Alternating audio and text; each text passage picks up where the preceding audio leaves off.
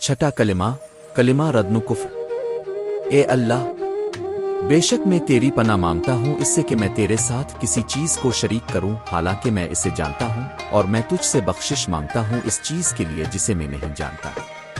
میں نے اس سے توبہ کی اور میں کفر، شرک، جھوٹ، غیبت، بدعت، چغلی، بے حیائی، بہتان اور تمام گناہوں سے برات اختیار کرتا ہوں، اور میں اسلام لے آیا ہوں اور کہتا ہوں کہ اللہ کے سوا کوئی معبود نہیں، محمد اللہ کے رسول ہے۔ چھٹا کلمہ جسے کلمہ ردن کفر کہا جاتا ہے، اسلام میں ایک مسلمان کی عقیدے کی صفائی اور ایمان کی تجدید کا اہم ذریعہ ہے۔ اس کلمے میں بندہ اللہ تعالیٰ سے شرک، کفر اور ہر قسم کے گناہوں سے مکمل توبہ کرتا ہے اور ایمان کا اعادہ کرتا ہے۔ اہم نکات: 1. شرک سے پناہ۔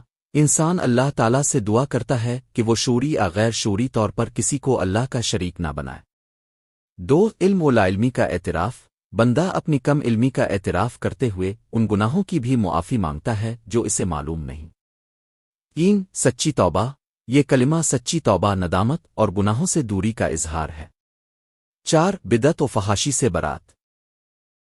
انسان ان تمام برائیوں سے دوری اختیار کرتا ہے جو دین میں بگاڑ پیدا کرتی ہے۔ 5. اسلام کی طرف رجوع۔ آخر میں انسان اسلام کو اپنا دین مان کر ایمان کا مکمل اعلان کرتا ہے۔ چھٹے کلمے کی فضیلت۔ دل و زبان سے اس کلمے کو پڑھنے سے نفاق کا خاتمہ اور ایمان کی تجدید ہوتی ہے۔ انسان اللہ تعالیٰ کے سامنے اپنی عاجزی اور توبہ کا اظہار کرتا ہے۔